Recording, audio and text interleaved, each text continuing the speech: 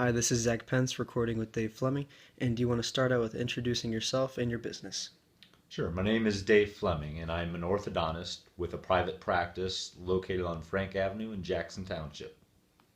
Who are your other associates? Who do you work with? Managers slash owners? I started the practice on my own back in 2005, but about 4.5 years ago, Dr. Samuel Wise, another orthodontist, joined me as a partner in the practice. Okay. Who is your target market for your business? Kids, teenagers, adults? Really, my target market is anyone who would like to improve their smile or their bite. But that being said, it's probably a little bit more socially acceptable to have braces when you are a kid than an adult. So the average orthodontic practice in the United States is composed of about 70% kids, 30% adults. Why are kids such an important role or patient to get braces or orthodontics on? You've got a lot more flexibility in achieving an optimal result in growing children. And the reason for that, Zach, is because while they're growing, there are things that we can do in orthodontics that we consider not just straightening teeth, but orthopedic changes in jaw structure that can enhance the result. And there are things that if we don't address while the child is growing, uh, the discrepancies in their jaw position can be very difficult to change and require surgical correction to achieve an improved result. What are the tools needed for a successful business specifically for your line of work? Well, tools themselves are things that just pops into my mind. Things like our brackets, our wires, the rubber bands, our springs to correct the bite. And those are tools that allow me to put forces on teeth to move those teeth where I want them to be. But there are other tools that are very important. Tools such as communication, verbal communication for myself to the patient, explaining what I need them to do to achieve a good result. Uh, Verbal and written communication, myself to my staff members. We have a written handbook that explains all the policies from, boy, vacation benefits to how to clock in, how you get our paychecks, things that my staff can refer to that written handbook and have a clear understanding of what their responsibilities and what the benefits of the job are. So there are so many tools that are a part of running a business that we could go on for the next 15 minutes talking about that. Why did you decide to go into the field of orthodontics? Even when I was in high school, I knew that I wanted to do something in the healthcare field. I wanted to help people. In undergrad, I decided on dentistry versus medicine, primarily because I liked the idea of owning and running a business where I was the one in charge of the number of hours, the number of days that I wanted to work, how I ran my business. And there's a bit more flexibility in dentistry than there is in medicine. What was it like doing your practice in the military? Boy, I have so much good that I could say about the military, and I could probably go on for half an hour discussing all the benefits of the military. But obviously, I enjoyed the military. It helped me pay for my college, gave me so many wonderful travel opportunities, and great friends that I got to know. Some of the things that I've particularly enjoyed and found helpful were really the military is such a respectable organization that the people in the military have a sense of camaraderie and a greater purpose of what you're doing all together. And the yes sir, no ma'am, and that whatever is required of me, I'm happy and willing to do. And from a communication standpoint, there's a lot of structure in the military.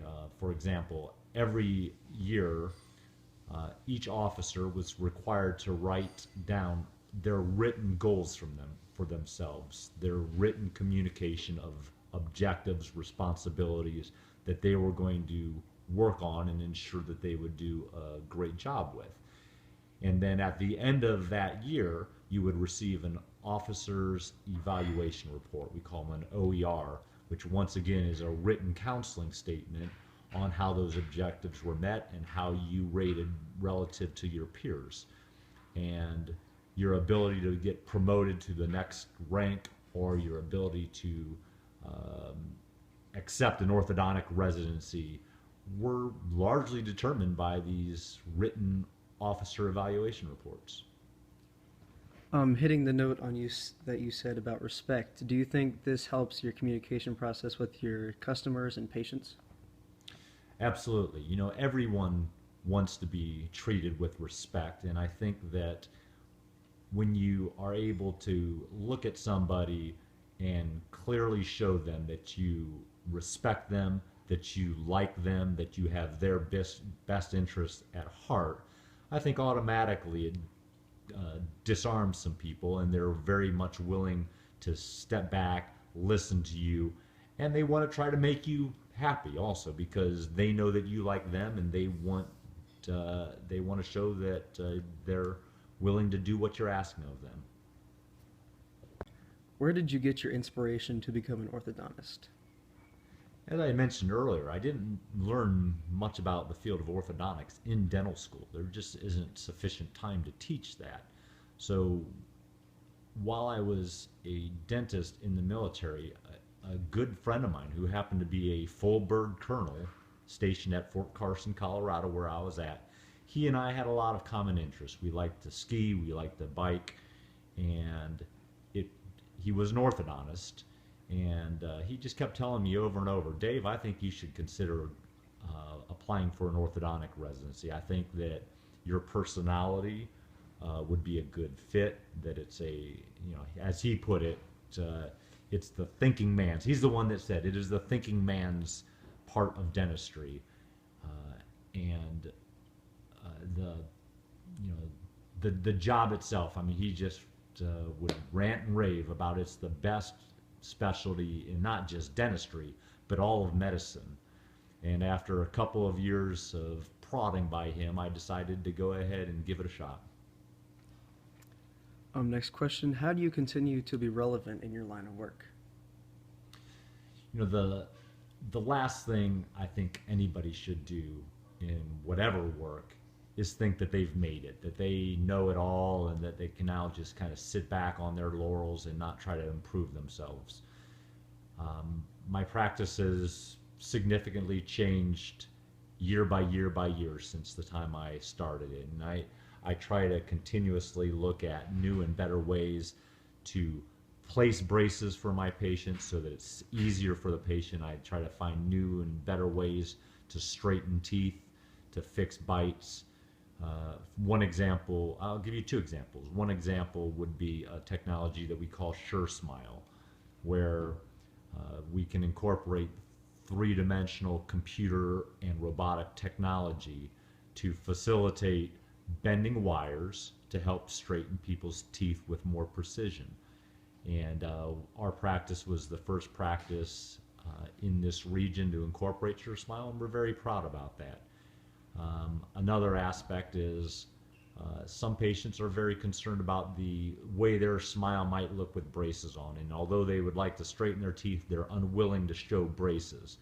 So although doing braces on the inside surfaces of people's teeth doesn't really sound so appealing, it is a way that you can kind of step out of the box and say, for a small number of patients, this is the right choice. So we learned a new technique called incognito, where they're custom made gold braces to fit the inside surfaces of the patient's teeth. And although we don't do a lot of it, it's just a wonderful option to provide for typically that adult patient who is just unwilling to show their braces. So the more you're willing to step outside of the box and continue to learn and improve, I think that's how you stay relevant.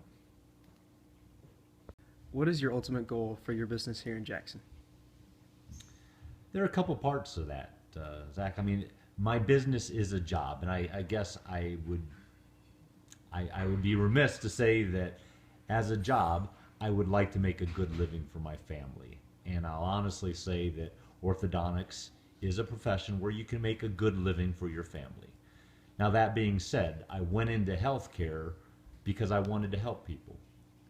And my ultimate goal really is to have thousands of people in our community that have gained just a little bit of confidence because of the improvements that we're able to make with their smile and the way their bite fits together.